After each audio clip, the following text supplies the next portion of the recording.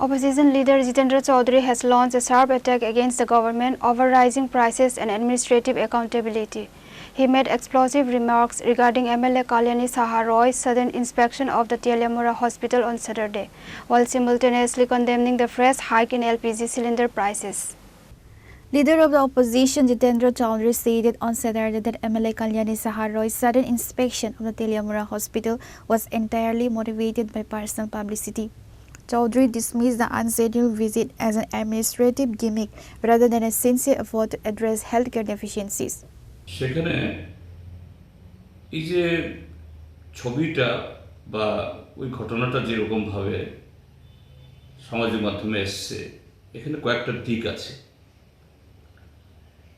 প্রথমটা হলো, এটা শুধু তেলেমুরা কেন, মাননীয় বিধায়িকা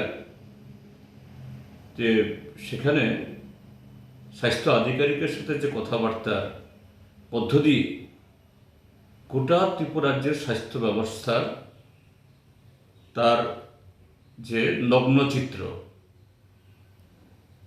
এটা শুধু আধিকারিকদের উপর দোষারোপ করে লাভ নেই। সেখানে রাজ্যের মধ্যে প্রথমত হলো স্বাস্থ্যকর্মীর অভাব, চিকিৎসকের অভাব, তার সাথে নার্স এবং আরও যারা এরকম স্বাস্থ্যকর্মী, যে মাঝে মধ্যে জাতীয় স্বাস্থ্য মিশনের প্রকল্পে দু একজন অস্থায়ীভাবে রিক্রুটমেন্ট করা ছাড়া স্থায়ীভাবে গত 8 বছরে এই শূন্য পদগুলোতে নতুন পদ সৃষ্টি হয়ইনি। সেখানে বহু পদের যে শূন্য পদে রয়েছে নিয়োগ হয়নি। তো স্বাভাবিকভাবেই সেখানে গোটা স্বাস্থ্য ব্যবস্থা একেবারে উপরতলা থেকে নিচুতলার মধ্যে স্বাস্থ্যকর্মীর অপ্রতুলতা, এক্ষেত্রেতে এই পরিষেবার যে একটা এই অবস্থা, এটা মাননীয় বিধায়িকার মুখ দিয়ে বেরিয়েছেন, আমার নতুন করে বলতে হবে না, এটা একটা দিক। Opposition leader Jitendra Chaudhary strongly condemned the fresh hike in LPG cylinder prices.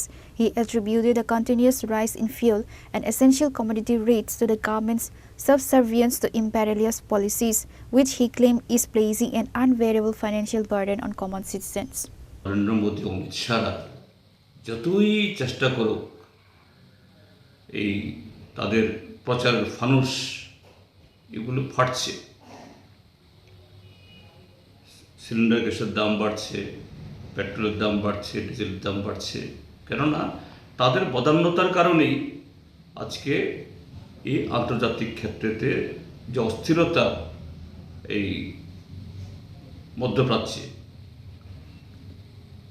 আমাদের দেশের সরকার যদি সঠিক ভূমিকা নিত যুদ্ধ হতো না, কথা বলছি না, কিন্তু দেখা যাচ্ছে এই যুদ্ধ লাগানোর পেছনেও পরোক্ষভাবে সাম্রাজ্যবাদের আমাদের যে পদলেহন, আর তার খেসারত দিতে হচ্ছে আমাদের দেশের 140 কোটি মানুষকে।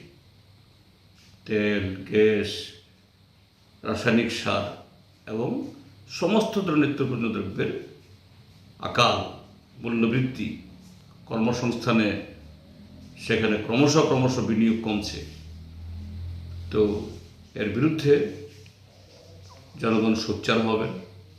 জনগণ এই দেশের সরকারের এরা যখন দেখছে এসব কারণে তাদের জনবিচ্ছিন্নতা, এখান থেকে কীভাবে উদ্ধার পেতে পারে তার জন্য SIR ইত্যাদি নিয়ে, কাজে সবটা মিলিয়েই আমাদের রাজ্যের জনগণ, দেশের জনগণ সচেতন হবেন, সজাগ হবেন, রাস্তায় নামবেন। এটা রিপোর্টার প্রণব মাগাটলা, চিনি খরা।